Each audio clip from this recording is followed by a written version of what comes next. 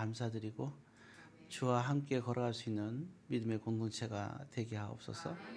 이 시간도 주의 말씀으로 귀한 은혜의 순간이 되게 하옵소서. 예수님의 이름으로 기도드립니다. 예, 예수님도 항상 오셔서 하시는 말씀이 있었어요. 항상 내가 얘기하는 게 아니라 아버지께서 하신 것을 얘기한다. 또 아버지의 뜻을 난 너에게 전한다. 얘기를 늘 했어요. 그래서 항상 그 주제의 항상 핵심은 늘 얘기할 때 주님이 내가 하는 것이 아니라 아버지께서 하신 것인데 이런 아버지께서 하신 이 계명들을 우리가 지키며 행할 때 또 내가 아버지 안에 있는 것처럼 아버지도 내 안에 있고 내가 아버지 안에 있다. 예상 늘 그렇게 우리에게 얘기해 주셨고 자고로 우리가 구약 전체를 통틀어서 왕들이 존재하기 전에는 항상 한 가지예요. 보게 되면 하나님 말씀에 하나님 말씀 뜻을 알고 하나님 뜻에 순종하며 살았는지 안 살았는지 거기에 의해서 우리의 인생과 이스라엘의 공동체의 역사가 어떻게 된지를 잘 보여주는 게 사사기죠. 하나님 말씀에 순종했을 때 축복이 주어지고 불순종했을 때 어려움이 다가오는 그런 부분들을 알 수 있고 어려움을 통해서 또 하나님을 우리가 나아가서 또 이렇게 고백하고 회개하는 사람은 어려움이 겪기 전에는 참 하나님을 찾기가 힘든 존재인지도 모르겠어요. 그래서 우리가 어려움이라는 거는 얼떨엔 항상 우리가 영적으로 깨어 있어야 되지 않을까 생각합니다. 그래서 우리가 좋은 일이 있을 때나 나쁜 일이 있을 때는 항상 하나님 앞에 우리가 깨어 있는 사람이 중요하죠. 위대한 사사들이 등장했을 때 그래서 보게 되면 하나님의 역사가 일어나고 사사들이 늘 항상 긴장감을 줘요. 그래서 이제 사사들이 있을 때는 항상 긴장하며 살았던, 물론 그 중에서는 말을 듣지 않은 사람도 있겠죠. 그리고 또 나중에 열왕기 시대 사무엘 상하부터 역대기 다시 이어지는 역대기 상하에 보면 왕들이 등장하는데 항상 그 기준도 성경에 보면 결국은 다윗이 중심이에요. 다윗은 하나님 말씀에 순종하는 자였고 하나님을 의지하는 자였고 그래서 모든 왕들은 다윗과 같았더라, 다윗과 같지 않았더라, 이 결정이 되는 거예요. 그러면서 예수님께서 이 세상에 오셨고 그리고 내가 율법을 즉 다시 말해서 구약의 성경을 폐하러 온 것이 아니다. 그래서 구약의 그러한 우리에게 주어진 메시지, 하나의 메시지는 우리에게 계속해서 이어지고 있는 거고 예수님의 산상수훈은 십계명을 폐한 게 아니고 십계명을 해석해 주는 장면이에요. 단 이제 거기에서 이제 차이점이 이제 크게 있는 것은 우리가 늘 평상시에 주어받은 말씀이고 예를 들어서 율법을 지켜 구원받았던 것과 이제 오늘날에 있어서 우리가 율법을 또 어떻게 이해를 해야 되는지 이런 부분들도 나눴던 것 같아요. 그렇지만 오늘은 이제 그 말씀을 나누지는 않을 거고 자 그러면서 우리가 한 가지 꼭 놓치지 말아야 될 것이 있는데요. 오늘 여기 또 보면 모세도 그렇고 이제 이스라엘 백성들이 공동체가 움직인 걸 알 수가 있겠죠. 그 전에도 우리가 보면 아브라함의 가족들 그게 공동체예요. 그래서 고센 땅에서 애굽에 가서 따로 공동체가 모여서 이제 그들이 신앙생활을 했고 그리고 또 광야에서 40년도 공동체 이스라엘 공동체가 있었고 그리고 지금도 이제 가나안 땅에 가면서 공동체가 존재하게 되는 겁니다. 신약 시대도 마찬가지지만 그래서 이 공동체라는 것은 되게 중요한 것이고 이제 오늘날에 있어서 우리에게 주어진 것은 바로 그 공동체가 교회라는 겁니다. 그래서 이 공동체와 교회라는 것은 한 번도 교회가 갑자기 나타난 것이 아니고요.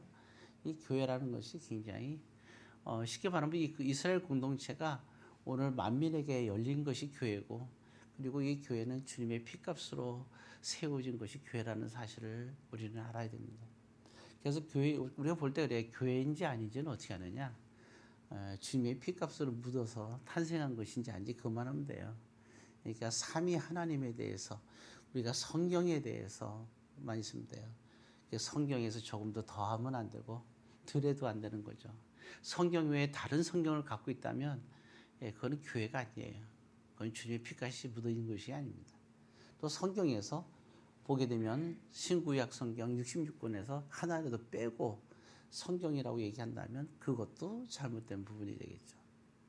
자, 일단 서론이 좀 길긴 했지만 이런 부분들 여러분들 생각을 좀 했으면 좋겠고, 오늘은 여호수아서에서 보는 장면입니다.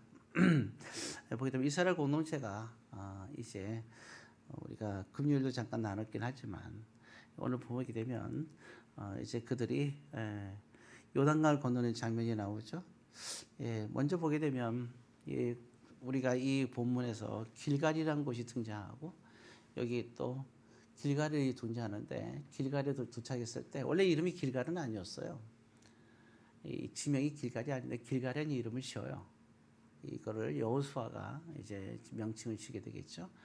지게 되는데 그 요단강을 건널 때 12개의 돌을 갖고 온 걸 기억나시죠? 12개 돌을 갖고 와서 있는데 근데 이제 그런 가운데 여기 이제 그들이 갖고 온 돌을 가지고 한 군데다 모아서 이제 쌓게 되는 장면이에요. 그런 상황이 벌어지면서 되어지는 얘기인데 먼저 보게 되면 한 가지 우리가 주목해야 될 사건이 있습니다. 거기 10절입니다. 여호수아서 4장 10절. 자, 우리 다 같이 한번 읽겠습니다.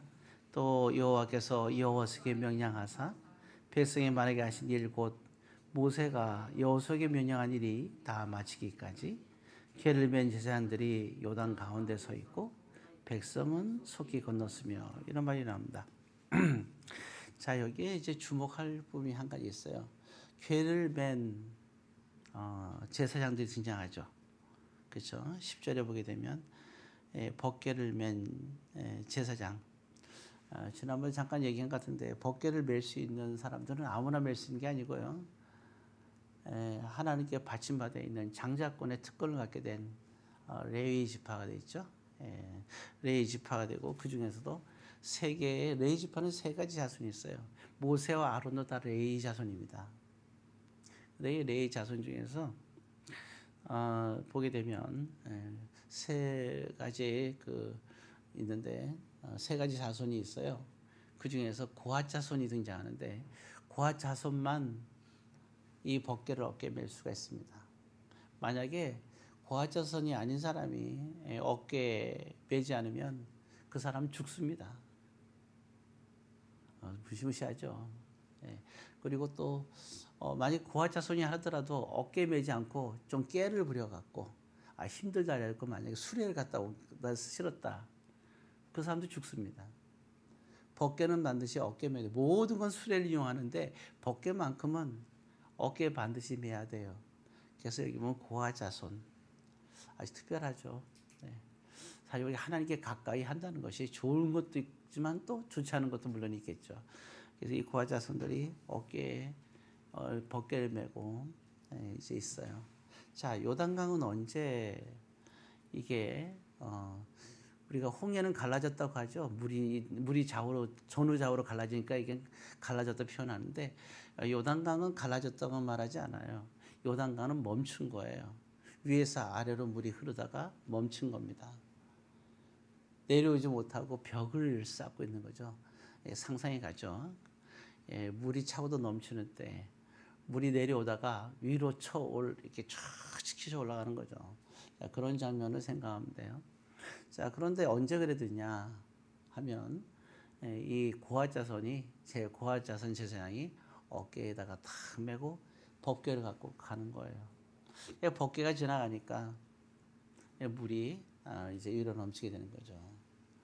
자, 이제 우리가 이런 모습들을 좀 볼 수가 있겠고요. 그래서 하나님이 계신 것이 벗개가 아니겠어요? 근데 참 사실은 이 요단강이 갈라지는 사건은 뭐와 같으냐면 나중에 뭐 12돌에서 뭐 이런 얘기도 나오겠지만 벗개에서도 이건 홍해의 사건과 같은 거예요. 하나님께서 이렇게 말씀하세요. 요단강이 갈라진 사건은 홍해가 갈라진 사건과 똑같다라고 얘기를 합니다. 그래서 엄청난 역사가 있는 거죠. 근데 이제 한 가지 차이점이 있다는 것은 뭐냐면 지금 이제 요단강을 건널 때는 하나님의 법궤를 메고 그 강 한가운데 딱 서요. 그리고 움직이지 않습니다. 이스라엘 백성들이 다 건널 때까지 어깨에 메고 있어야 돼요. 그래서 한번 기억나나 모르겠어요. 이스라엘이 광야에서 전쟁이 벌어지겠는데 모세가 지팡이를 들고 높이 세우면 전쟁이 이기고 힘이 빠지잖아요. 전쟁이 오래되니까 또 내리게 되면 이 전쟁이 지고 참 묘한 거예요. 사람들은 뭐 저 사람은 싸움을 잘한다, 나는 못한다 뭐 이러잖아요. 그래서 자기들이 싸움을 잘하면 이기는 줄 알았는데 근데 성경은 그렇게 기록하고 있지 않아요. 전혀 다른 방향이에요. 예. 오히려 그 전쟁터에서 막 싸우는 사람이 아니라 그걸 지켜보고 있으면서 모세가 지팡이를 들면 성경에서 싸움을 이기고 있다고 얘기를 하고 있어요. 도대체 그럼 이 전쟁이 어떤 전쟁이에요? 만약에 생각해보세요. 두 사람이 싸운다. 다윗과 골리앗이 싸운다고 생각을 해봐요. 가령 예를 들면. 근데 모세가 지팡이를 들면 다윗이 이기고 있어요. 아주 유리한 전쟁을 해요. 근데 또 팔이 힘들어서 손을 내리게 되면 또 골리앗이 이기고 있고 이런 상황처럼 된다 이런 얘기거든요. 근데 그 싸움이 뭐 두 사람이 싸움을 잘하고 못하고 있는 게 아니라 그럼 결국 어디에 있는 거죠? 이 싸움은 모세가 지팡이를 손에 들은 것에 있는 거죠. 왜 그럼 그런 일이 일어날까? 모세에게 그랬거든요. 하나님이 이 지팡이를 가지고 네가 바로에게 가라고 했어요. 그러니까 이 지팡이 뭐냐? 이젠 무슨 지팡이 됐어요 이게? 이거는 모세의 지팡이가 평상시 이제 평생 동안 갖고 다니던 지팡이였는데 하나님께서 말할 때는 이거는 나의 지팡이라는 거죠. 하나님의 지팡이라고 나와 있어요. 나의 지팡이 들고 너가 가라. 그러니까 모세는 하나님의 지팡이를 들고 간 거예요. 하나님의 지팡이 손을 들으니까 홍해가 갈라진 거예요. 전쟁에서도 이기고. 하나님의 지팡이이기 때문에 그런 겁니다. 홍해가 갈라진 거는 하나님의 지팡이에 의해서 갈라지게 됐어요. 그냥 아무 지팡이 든다고 갈라지는 게 아니에요. 하나님의 지팡이 들었을 때 갈라지게 된 거죠. 마찬가지예요. 오늘 왜 요단강에서 이 강물이 반대로 역으로 흘러서 밑에서 위로 올라갈까요? 하나님의 법궤가 있기 때문이에요. 이 법궤 도대체 뭐가 있는데? 우리도 아시죠? 하나님이 계시니까요. 참 묘한 일이에요. 우리가 잘하는 대로 보게 되면 이 보면 결국에 뭐냐면 하나님이 계신데 그럼 생각해보세요. 물이 위에서 아래로 흐르다가 물이 이제 어디로 흐르는 거예요? 아래에서 위로 흐르죠. 왜 그럴까요? 하나님께서 그 흐르는 물에게 좀 이상하죠? 얘기를 하셨겠죠. 얘야 반대로 가. 올라가. 제가 이 말하는 게 좀 이상한가요? 뭐 물이 사람도 아닌데. 근데 실제로 이런 일이 있었죠. 마태복음 5장 8절에 23절 27절에 보게 되면 큰 바람과 파도가 몰아치고 있었어요. 예수님과 제자들이 배를 타고 있었습니다. 예수님이 피곤해서 잠을 자고 있어요. 풍랑이 불고 배가 뒤집힐 같은 상황이 벌어졌죠. 그때 제자들이 예수님을 깨우게 되죠. 그때 예수님께서 뭐라 했냐면 바람과 파도를 꾸짖으셨다 그랬어요. 마치 사람처럼 말이죠. 예수님과 대화가 통하는 거예요. 바람이 알아들었어요. 그리고 예수님이 말하니까 순종했다 이렇게 나와 있어요. 그러니까 꾸짖으니까 혼났어요. 바람과 파도가. 잘못했습니다 하고 조용해졌어요. 그랬더니 27절에 뭐라 나왔어요? 어떻게 이게 바람과 파도도 순종하는가? 백성들이 놀랬다는 기록이 나와 있잖아요. 그러니까 알아들어요. 여러분 왜냐? 이 물이라는 것도 누가 만들었어요? 하나님이 창조했잖아요. 하나님은 대화가 안 되는 게 없는 것 같아요. 여러분 짐승도 방언하는 거 아세요? 방언이 뭐죠? 제가 얘기했죠. 이 방언이 뭐예요? 생각해 보세요. 사도행전 2장에 방언하는 장면이 나오죠.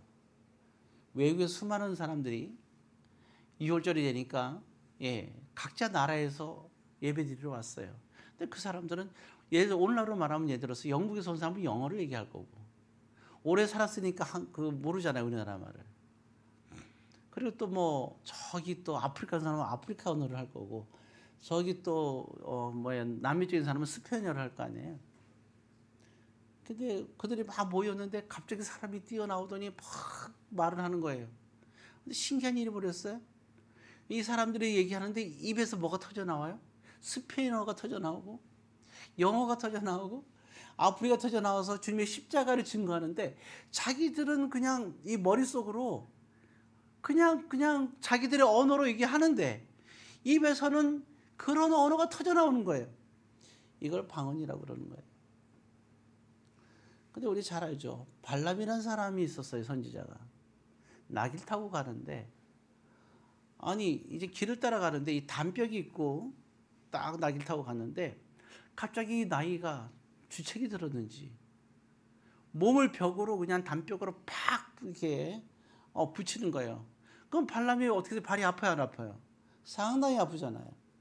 그러니까 때리게 되잖아요. 야, 니 뭐 하는 거야? 그렇죠? 그런 거예요. 그래서 그렇게 때리는 장면이 나오잖아요. 거기 때리니까 막 때리는 과정이 있는데 갑자기 이 나귀가 말을 하는 거예요.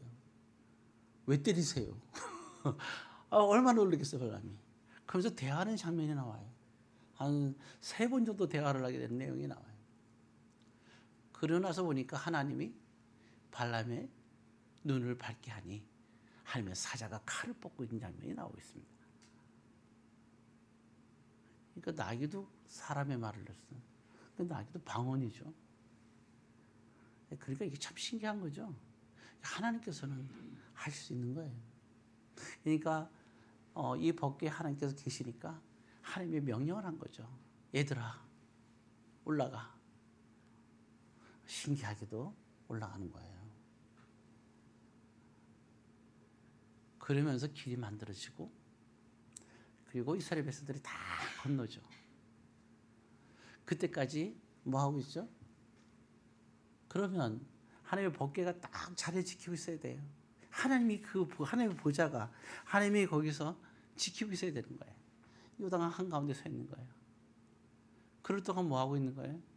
제자들은 어깨에다가 이걸 메고 다 건널 때까지 이 100만 명이 넘는 사람들이 강을 건널 때까지 그 오랜 시간 동안 어깨에다 메고 있어야 됩니다.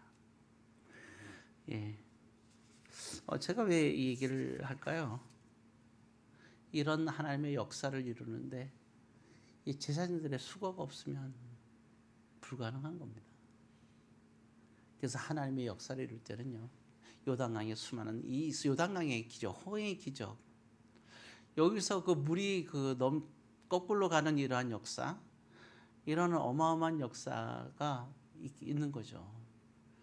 예, 그게 홍해의 기적이라고 했는데 광야에서 요단강을 건너서 약속의 땅에 들어가야 되는 거죠. 이스라엘 백성들이 홍해를 건너서 지나가겠잖아요. 그래서 그들은 구원을 받은 것처럼 요단강을 건너면서 그들은 약속의 땅으로 들어가는 거예요. 그러니까 여기서 하나님의 기적이 나타나야 되는데 거기에는 제사장들의 수고와 섬김이 있었던 겁니다. 공동체에서는요 항상 섬김이 있어야 돼요. 그래서 고린도전서에서도 보게 되면 다 뭐를 주죠? 개개인마다 섬길 수 있는 은사를 주는 겁니다. 그래서 은사대로 행할 때는 뭐가 있어야 됩니까? 교회에 질서가 또 있어야 되는 거고 질서 속에서 왜 화목해야 되니까 가장 큰 것이 화목 아니겠어요?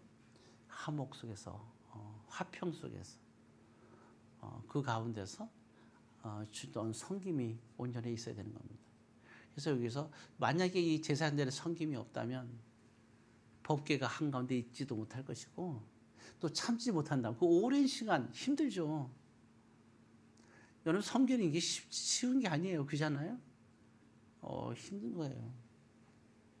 누가나 우리 찬양대도 은혜롭게 했는데 어떤 사람 그러죠. 원래 잘하니까 가시고 한 5분 연습하고 탁 쓰면 뭐 맨날 하던 거니까 잘하겠지. 정말 그런가요? 아닙니다. 얼마나 많은 그러한 노력을 하겠어요. 그러한 은혜 가운데 있는 거죠. 그래서 중요한 것은 일단 우리가 섬김이라는 게 이렇게 중요하다는 것을 또 섬김이 필요하다는 것을 우리는 또 생각할 수 있어야 됩니다. 그리고 이런 기적은 또 한 가지 우리가 생각하는 것은 성경을 생각할 것은 그런데 이런 기적이 어떻게 일어나느냐? 제사장들이 그냥 서 있는다고 되는 게 아니잖아요. 법궤만 들고 있다고 이게 역사가 일어나는 건 아니죠. 누가 함께 계셔야 돼요? 법궤. 하나님이 함께 계시잖아요. 그러니까 우리가 어떤 일을 할 때는 늘 하나님과 함께 해야 되는 겁니다. 주님과 함께 주의 이름으로 해야 됩니다. 성경은 가장 기본인 거예요. 그러니까 우리는 누굴 보고 해요?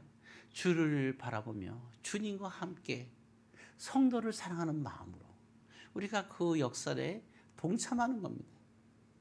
각자의 작은 모습으로 섬기는 것이 참 중요하다는 것을 우리는 알 수가 있어요. 어찌되었든 정말 이런 부분들을 우리가 깊이 생각해야 되겠죠. 그래서 이게 하나님의 그런 이제 축복의 출발, 부호도 마찬가지 이런 출발은 먼저 이런 하나님의 큰 역사 속에서 이루어진다 하는 것. 그러니까 모든 성도들이 이러한 그런 큰 역사를 기적을 볼 때 공동체가 같이 이것을 체험하는 거예요. 그리고 또 한 가지 우리가 생각해 볼 것은 그런 겁니다. 거기 12절에 보게 되면 4장 12절입니다. 같이 한번 읽습니다. 르벤 자손과 갓 자손과 므낫세 반지파는 모세가 그들에게 이른 것 같이 무장하고 이스라엘 자손들보다 앞서 갔으니 쭉 나오죠. 13절까지 읽어볼까요? 무장한 4만 명가량이 여호와 앞에서 건너가 싸우려고 여리고 평지에 이르니라. 자, 먼저 4만 명이 갑니다. 근데 이게 왜 중요하냐면 자, 사실 생각하세요. 약속의 땅에 갔을 때 전쟁을 우리가 가만히 생각해 보세요. 여리고성, 아이성부터 시작해서 모든 것을 점령할 때 이스라엘 백성들이 싸움을 잘해서 이기는 건 없잖아요. 여호수아도 그렇게 생각하지 않죠. 이 모든 전쟁은 하니까 함께 했을 때 전쟁이 승리한다는 것을 이스라엘 백성들은 알고 있고 정말 그런 일이 이루어지죠.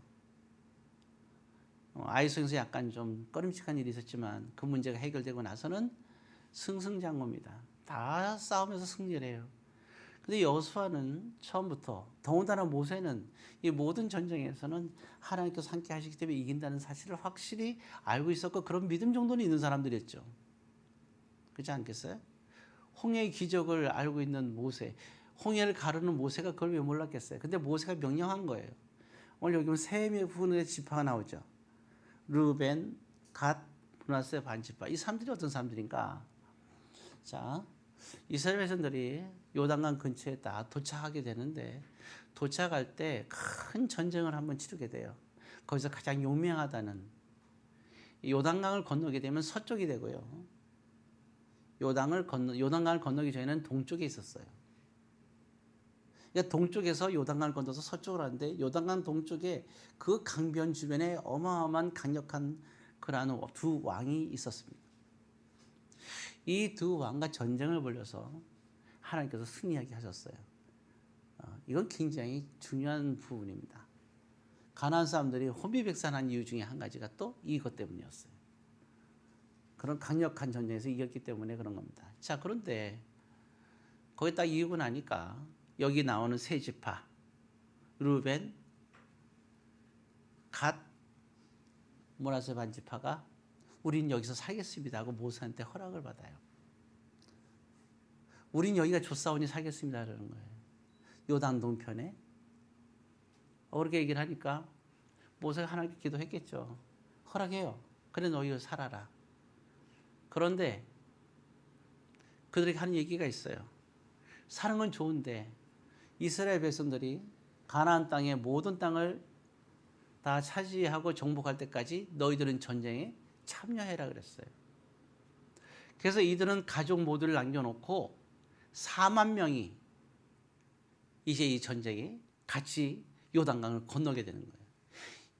재미있는 건 뭐냐면 요단강을 건널 때 그럼 남아있는 사람들 구경했겠어요? 못하겠어요? 요단강의 기적을 보지 못하고 사는 거예요. 그렇지만 이 4만 명은 요단강의 기적을 보면서 건너게 된 거죠. 그럼 왜 이런 생각을 하는 거예요? 왜 그러면 르벤, 갓, 므낫세 반지파를 왜 그럼 같이 참여를 시켰을까? 이게 중요한 거예요. 4만 명이나 있건 있으나 없으나 전쟁은 아무 상관이 없어요. 그들이 있다고 해서 유다 지파만 해도 얼마나 대단해. 안 그래? 갈렙이 있고. 갈렙이 유다 지파만 데리고 와서 헤브론을 무너뜨렸어요. 근데 뭐 그렇게까지 할 필요 뭐가 있겠습니까? 그럼에도 불구하고 르우벤 가문에서 반지파를 참여시킨 거예요. 왜냐하면 그들이 참여함으로 해서 요단강의 기적을 보게 되고 수많은 그런 전쟁에서의 하나님의 역사를 보게 되고 그리고 또 그런 가운데 그들이 중요한 것은 하나님의 역사 속에서 이렇게 하다 보니 그 땅 분배도 받게 되는 거예요. 그러니까 이스라엘 백성들이 12지파가 가나안 땅에 존재하게 되는 겁니다. 그들 보고 그렇게 하라는 것도 아닌데 너무 좋거든요. 자, 그러니까 결국 하나님께서 원한 건 뭐냐면 함께 하기를 원하는 거예요. 12지파가 함께 하기를 원하는 거예요. 그래서 이 4만 명이 참여함으로 인해서 지파별로 하나씩 돌을 들고 길갈에서 싸울 때 지파 대표만 이거를 돌을 갖고 올 수 있으니 12돌이 탄생하게 된 거예요. 만약에 르우벤하고 갓지파가 만약에 여기 참여하지 않았다면 돌이 12개가 될 수 있어요, 없어요? 될 수가 없는 거예요. 여기가 좋사오니 뭐 다 좋은데 하나님께서 정말 원하는 건 뭘까? 12개의 돌이 모이는 걸 원하시는 거예요.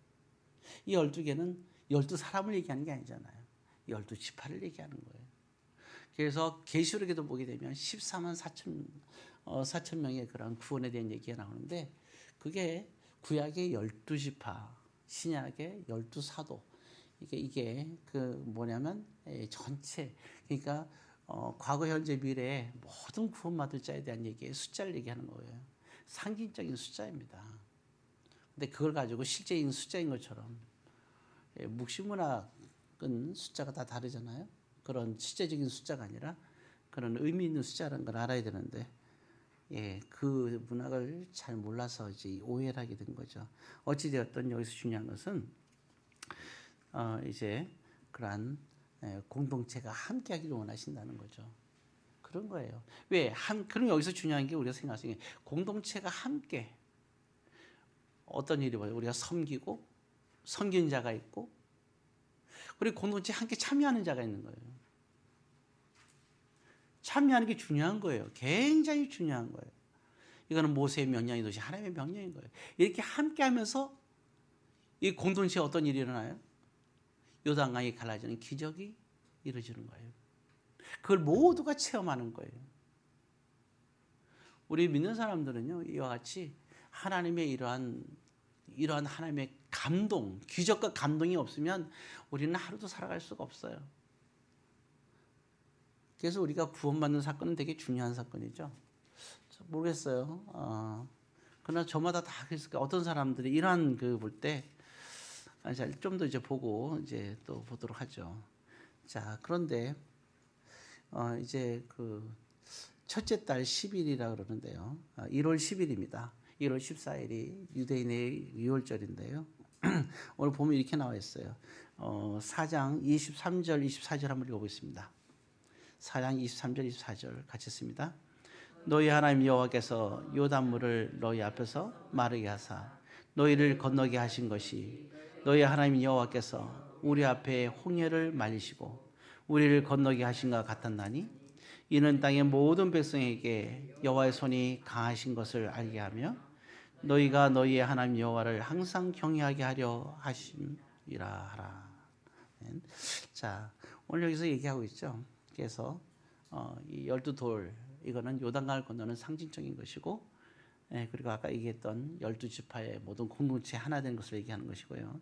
또 참여함으로써 우리가 기적을 이루게 된 것을 알고 섬김이 있었다는 걸 말씀드렸습니다. 자, 이 기적은 뭐가 같았어요? 3절에 홍해를 말리시고 우리를 건너게 하신 것 같았다라고 정확하게 나와 있죠.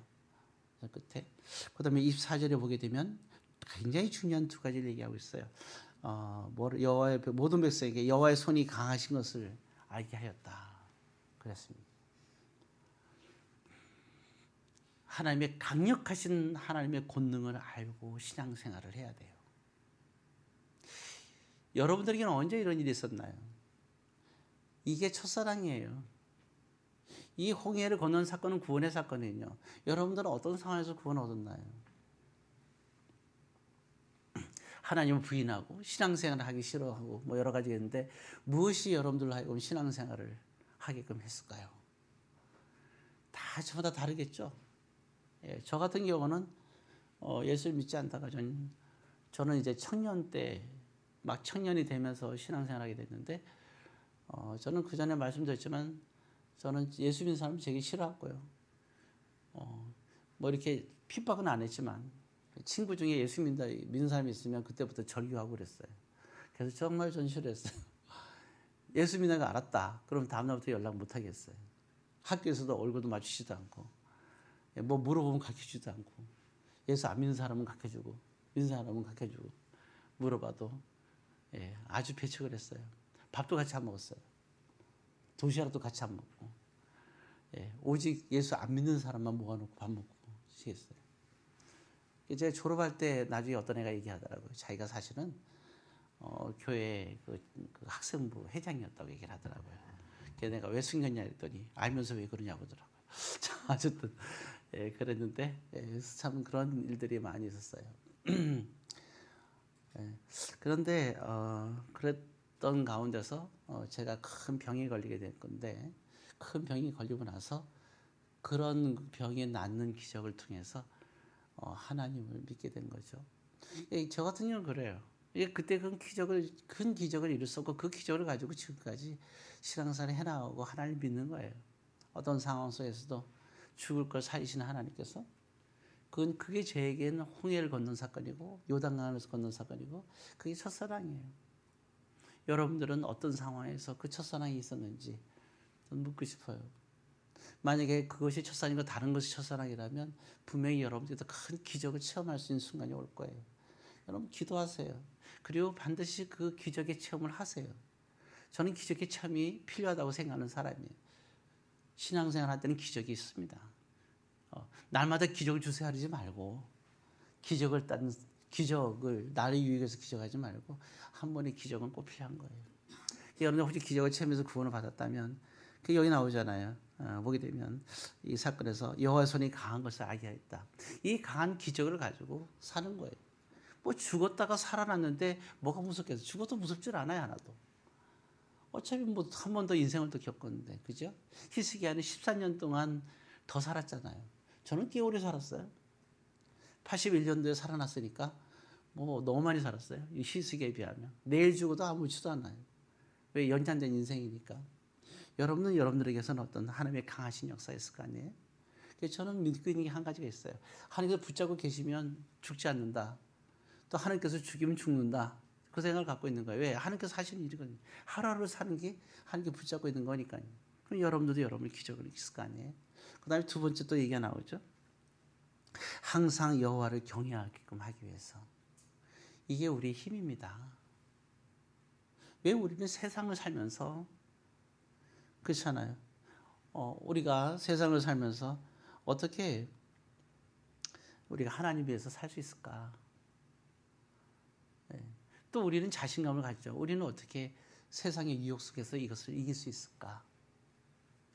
우리는 어떻게 시험을 안 받으려면 욕망에서 우리가 극복되는데 어떻게 그러면 우리 욕망에 극복해서 시험에 들지 않을까? 두 가지가 있어요. 어떤 사람에게 어려움이 와요. 두 가지. 근데 어떤 사람이 큰 어려움이 두 사람이 왔는데 어떤 한 사람에게는 그게 어려움이 될지 그게 절대로 시험에 안 드는 사람이 있고요. 어떤 사람은 시험이 오면 시험에 드는 사람이 있어요. 욕 같은 사람들은 시험에 들지 않는 사람이에요. 달라요. 큰 어려움이 요백에 왔지만 시험에 안 들었어요. 하나님 원망하지 않았다는 것은 시험에 안 들었다는 거예요. 하나님을 경외하는데 조금 더 흔들림이 없었어요. 그러니까 시험이 아니에요. 정말 시험은 우리 마음속에 오는 게 시험이거든요. 근데 그게 흔들림이 없는 게 왜냐? 그게 하나님을 경외하는 거거든요. 모든 지혜와 지식의 근본, 성경의 모든 지혜와 지식의 근본, 율법의 모든 지혜와 지식의 근본이 뭐냐? 하나님을 경외하는 거예요. 하나님의 말씀의 뜻이 뭔지 아느냐도 중요하지만 더 중요한 것은 우리 하나님을 우리가 기뻐한 대로 우리가 살아가는 게 중요한 거예요.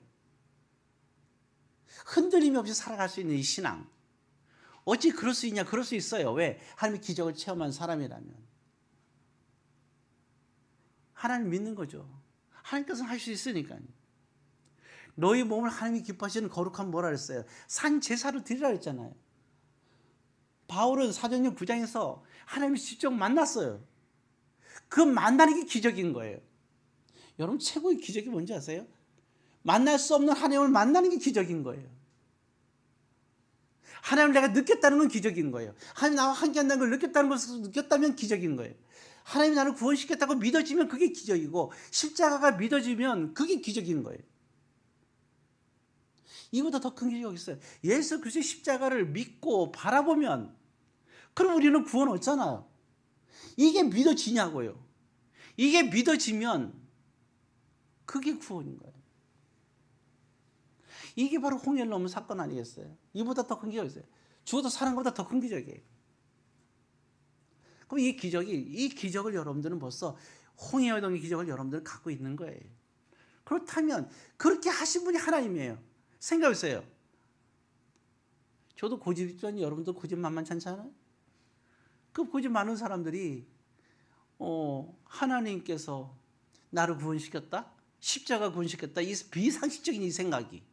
저 혼자 십자가에서 그렇게 죄인으로 죽었는데 그게 왜 나의 죄가 용서받아? 내가 왜 그래서 용서받고 천국 갈 수 있어? 상식적으로 믿어줄 수 없는 사건이 여러분은 믿기 때문에 이 자리에 있는 거잖아요. 그죠? 그 세상 사람들이 볼 때는 뭐예요? 바보예요. 어리석어요. 그런데 우리는 그들이 볼 때는 미라는 것 같으나 우리에게는 하나님의 능력이 되는 거잖아요. 우리는 기적이잖아요. 이런 기적을 우리는 갖고 사는 거예요. 그러니까 이런 큰 기적을 우리가 체험하는 우리가 세상에 어떤 유혹이 온다 하더라도 어떤 상황 속에서 어려움이 온다 하더라도 우리에게 더 이상 시험이 될 수 없는 거예요. 왜? 우리에게는 하나님의 기적이 하나님의 능력이 우리에게 있기 때문입니다. 여러분 그러니까 흔들릴 게 뭐가 있어요? 어려움이 온다 해서 마음이 상할 수 있으나 흔들림은 없는 거예요. 왜? 그 기적이 하나님을 우리를 믿으니까요. 우리를 구원시키는 하나님이 우리에게 무엇을 못 해주시겠어요? 우리에게 생명 주신 하나님께서 우리에게 그 무엇을 아까워하시겠어요? 주님이 직접 생명을 내어놓고 우리의 생명을 구해주신 하나님이. 안 그래요? 뭐가 아깝겠어요? 다 주셨잖아요 우리에게. 아 그래 안 그래요? 다 주셨잖아요. 근데 뭐를 아까워하시겠어요? 주님 것이 다 우리의 것인 거예요. 그래서 이런 하나님의 기적 속에서는 그러니까 우리는 뭐야? 하나님을 늘 항상 경외하며 살 수가 있는 거예요. 그래서 우리는 주님을 위한 삶, 오직 주님의 기뻐하시는 위한 삶, 주님이 원하시는 삶을 사는 이유는 여기에 있는 거예요. 그게 하나님을 경외하는 것이기 때문이죠. 하나님을 경외하는 것이 가장 값어치고 보람된 거 아니고 내가 나되게 하는 거고 나를 신앙적으로 고상하게 만드는 거 아니겠어요? 말씀을 마칩니다. 오늘 그래서 12개의 돌의 의미는 이러한 의미가 있다는 것을 여러분들 생각하고 모두가 다 같이 이와 같은 하나님께서 원하신 강하신 손을 붙잡고 살아가시고 그리고 날마다 하나님을 경외하는 삶이 가장 멋진 삶이고 그들이 얘기하는 미련한 자가 아니라 미련한 것에 미련을 갖지 말고 여러분들이 하나님의 아름다운 역사를 이루시기를 주의 이름으로 권면드립니다.